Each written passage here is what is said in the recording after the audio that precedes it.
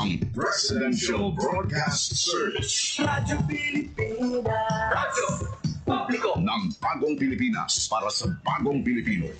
Naghahatid ng mahahalagang balita at impormasyon na guugnay ng pamahalaan sa sambayanan. Tulay sa himpapawid ng serbisyo publiko. Radyo Pilipinas. Radyo Publiko.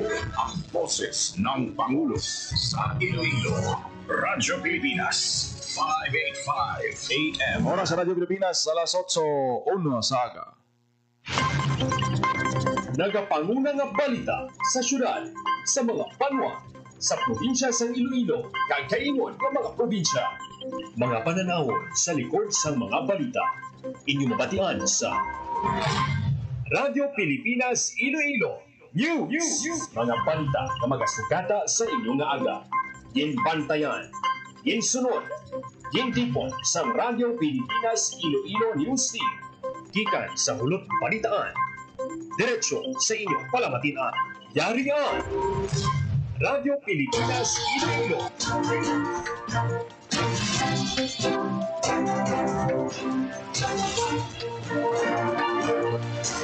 Ay, umaga Pilipinas, good morning Western Visayas. Welcome sa Radyo Pilipinas News. Subong adlaw sa Martes, Mayo 6, tuig 2025. Ako ang inyo tagbalita. Ginal Baklay kag karon sa aton balantayan kag mainit nga mga pangulong dinala. Final testing and sealing sa mga ACM na gamiton sa mall voting ginpatigayon sa Festive Walk Mall. Ang residente sa Barangay Airport Mandurriao ginakabig madamos ang bintaha ang pag-avail sa mall voting. Election Task Force i-activate na sa DepEd Western Visayas sa Mayo 11. Early voting sa adlaw sa eleksyon magasugod alas 5 sa aga para sa mga PWD, senior citizens kag pregnant women. IBPO ginpasangkad pang kampanya kontra kriminalidad pila ka adlaw antes ng eleksyon. Homecoming Caravan ni Miss Eco International 2025 Alexi May Brooks indugukan sang mga Ilonggo. Oras sa Radyo Pilipinas alas 8:04 sa aga kagkaron sa detalye na sang aton mga balita lokal. Radyo Pilipinas. Radyo Pilipinas News.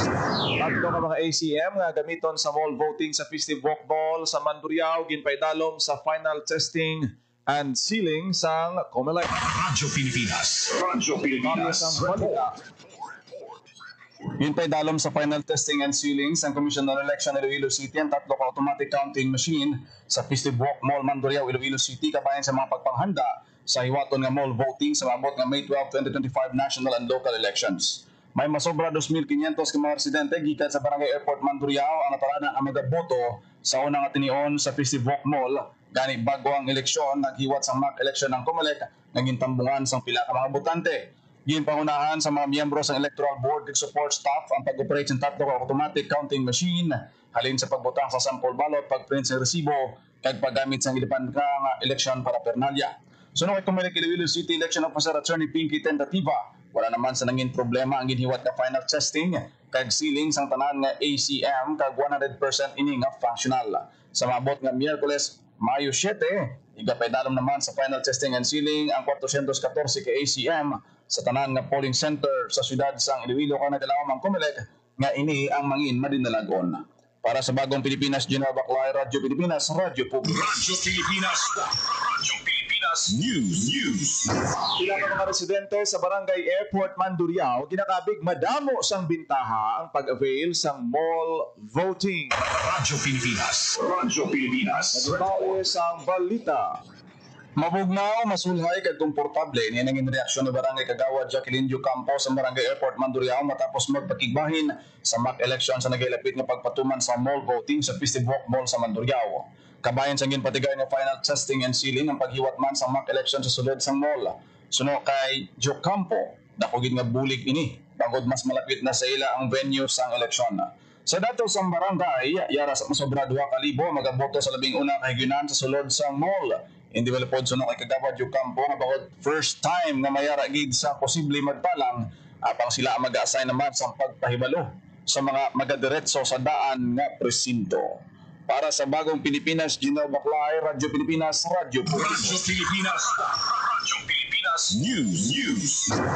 Natala na nga i-activate sa Department of Education Western Visayas ang ila Election Task Force kabahin sa mga pagpanghanda sa nagahilapit nga hatol ng Bayan 2025 sa Lunes. Suno kay DepEd Western Visayas Regional Information Officer Hernanis Culyar Jr., ang activation na tala na hiwaton alauna sang hapon sa Mayo 11. Ang task force ang magaserbe nga institutional mechanism para sa real-time monitoring, assistance kag legal support sa mga personnel nga mag-perform sa election duties. Mag-coordinate man ang task force sa Commission on Election, Public Attorney's Office, law enforcement agencies ug iban pang ahensya sa gobyerno agud na proteksyonan ang mga kinamatarong kag kaayuhan sa mga DepEd personnel. Dugang pa ni Culyar nga magapabilin na naka-activate ang task force tubtob alas 5 sang hapon sa Mayo 13. Radyo Pilipinas News.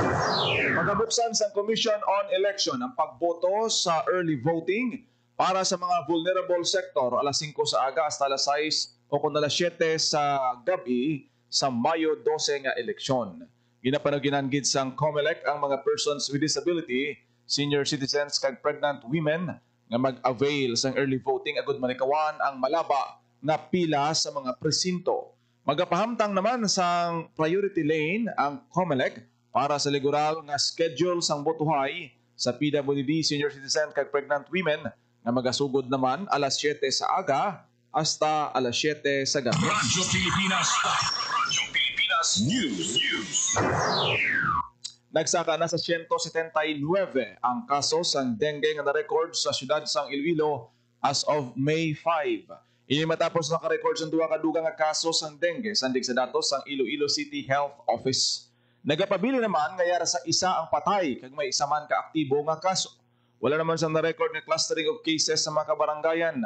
Hugot nga inakampanya sang Iloilo City Government ang pagpaninlo sa palibot kag pag-obserba sang 4S strategy agud matap na ang pagsaka sang kaso sang dengue. Radyo Pilipinas News. Nakatawa sa eleksyon, ginpasangkad pa sa Iloilo Police Provincial Office ang anti-criminality operation sa bilog nga probinsya sang Iloilo. Sandig sa datos ng IPPO, malin Abril 1 tubtob 30, naglabot na sa masobra 10 milyones pesos ang balor sang illegal nga droga ang nakumpiska sa 36 ka mga operasyon na nagresulta sa pagkarakop sang 48 naman ka nagaduso sang illegal nga droga. Sa kampanya kontra wanted persons, naglabot sa 66 ang naaresto.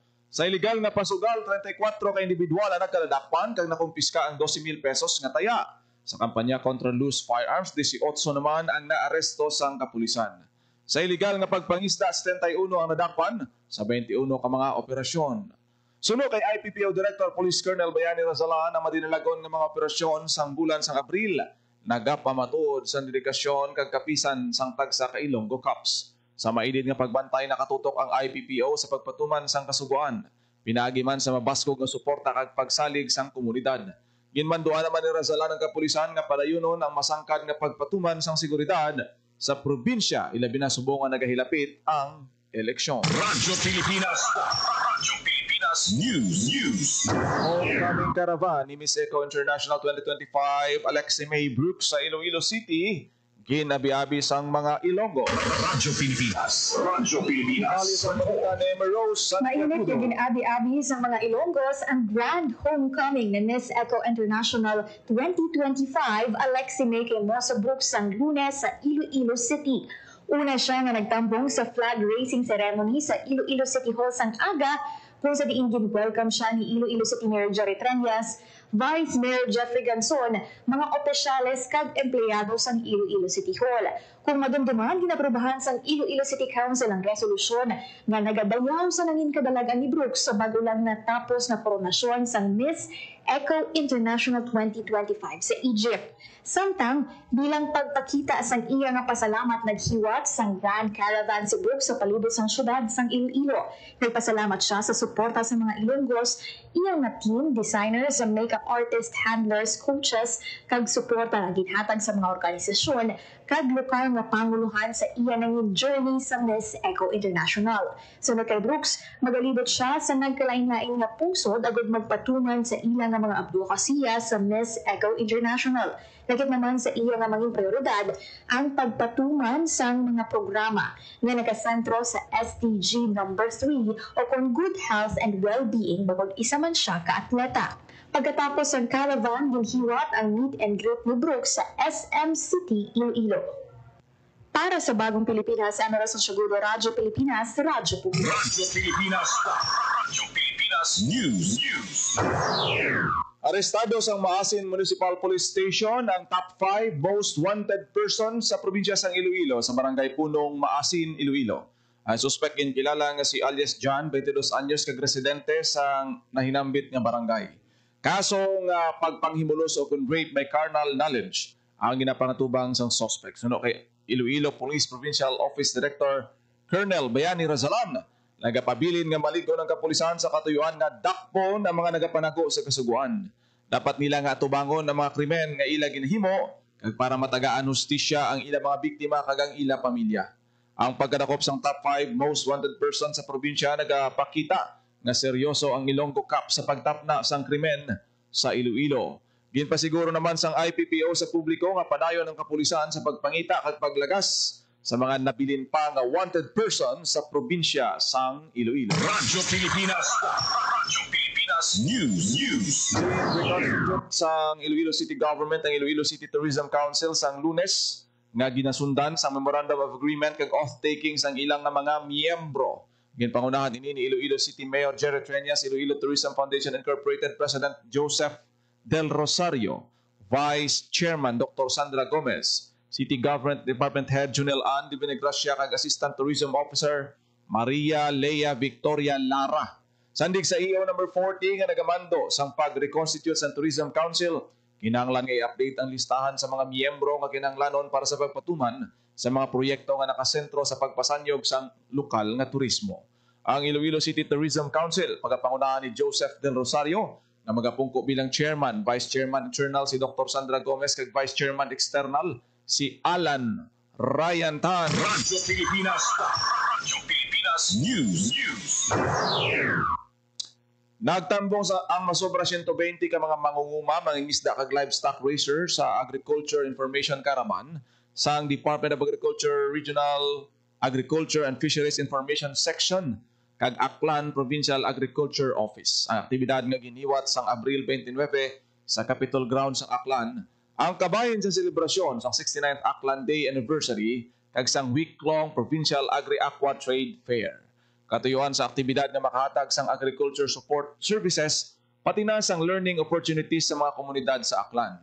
Ang mga technical representatives kag mga tiglawas sang manuhay-tuhay nga opisina nga naangot sa DA Western Visayas ang nagapatpat sang ila mga ginapatuman nga programa kag serbisyo nga handom nga pasanyugon ang agri-fishery sector sang rehiyon. Radyo Pilipinas. Radyo Pilipinas News. Nagpanagtag sang 2,064 ka Certificate of Condonation with Release of Mortgage ang Department of Agrarian Reform Iloilo sa 1,286 ka farmer beneficiary sa probinsya.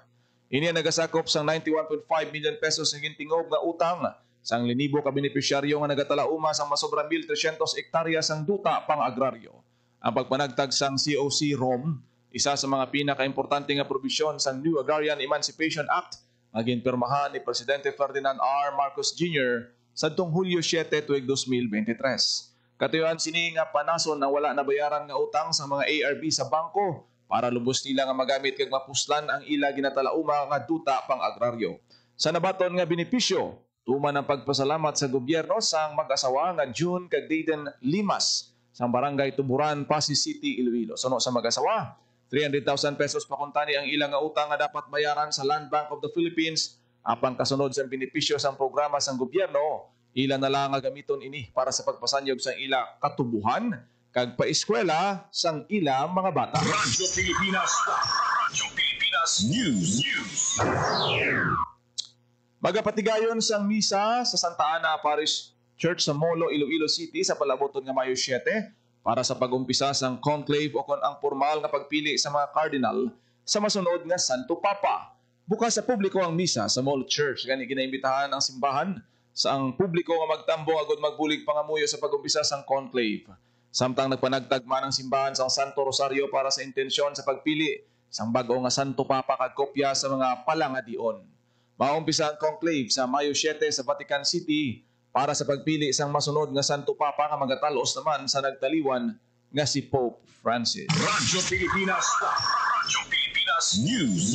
Gininaurahan na nagkaroon lang ang bago nga Senior Citizen Center sa Negros Occidental. Ang sentro na hamtang sa Negros Occidental Cyber Center, Bacolod City. So sa Negros Occidental Provincial Government, ini magaserbing venue para sa mga aktibidad, special program kag pagtilipon sa mga katigulangan.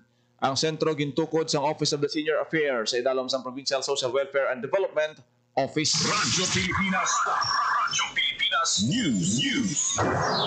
Be adaptive to new technology and keep pace with development of technology. Ini ang mensahe sang bago nga Farmer Executive Director sang DA Western Visayas sa mga farmer and fisher folks. Radyo Pilipinas. Radyo Pilipinas. Be adaptive to the new technology and keep pace with the development of technology.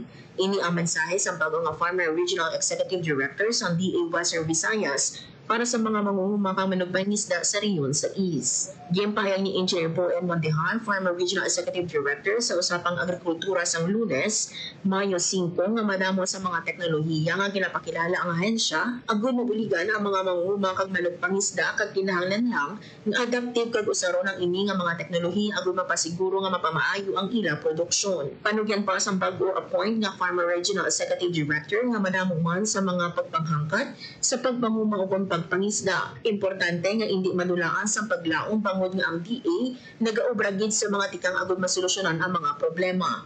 Samtang bilang bago nga Farmer Regional Executive Director, gimpahayag ni Mondejar nga plano niya nga libutan ang bilog nga rehiyon ug pamatian ang mga mangunguma sang ilang mga concern kag dalon ang pila ka mga representante sa ahensya sa gobyerno kapareho sang National Food Authority o kon NFA, National Irrigation Administration o kon NIA, Philippine Crop Insurance Corporation, Philippine Coconut Authority kag iban pa para masabat ang panamangkutanon sa mangunguma sa rehiyon. So let's be adaptive, open-minded, let's adapt to new technology, let's be at pace to development with technology. Nabatian ang kabayas ang pahayag ni Engineer Mondejar para sa Bagong Pilipinas, mga Grace Aranyata, Radyo Pilipinas, Radyo Pilipinas. Radyo Pilipinas News. Nagahiwag ang Department of Agriculture Western Visayas ang Agricultural Technology Forum sa palabuton nga Miyerkules, Mayo 7.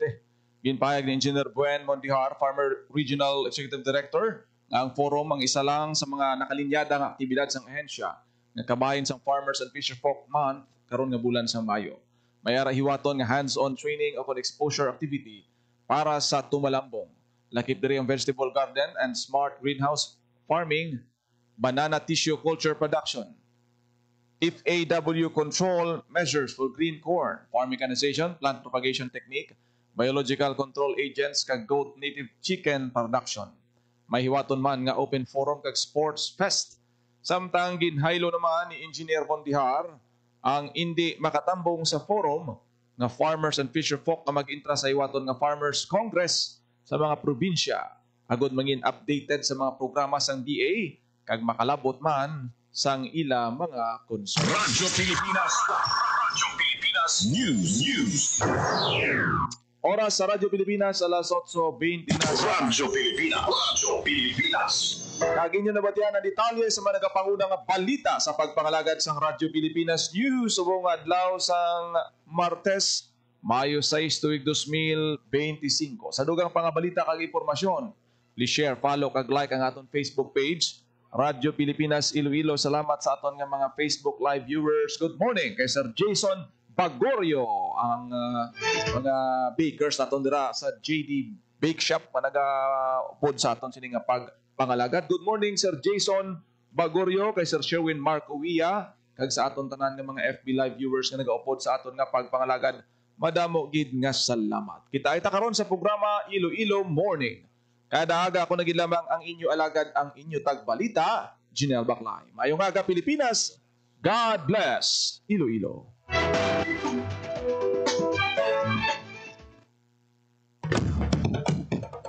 Ito ang Presidential Broadcast Service. Radyo Pilipinas.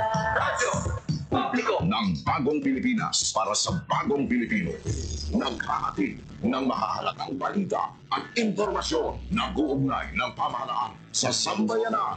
Tulay sa himpapawid ng serbisyo publiko. Radyo Pilipinas. Radyo Publiko. Ang boses ng Pangulo. Radyo Pilipinas. Radyo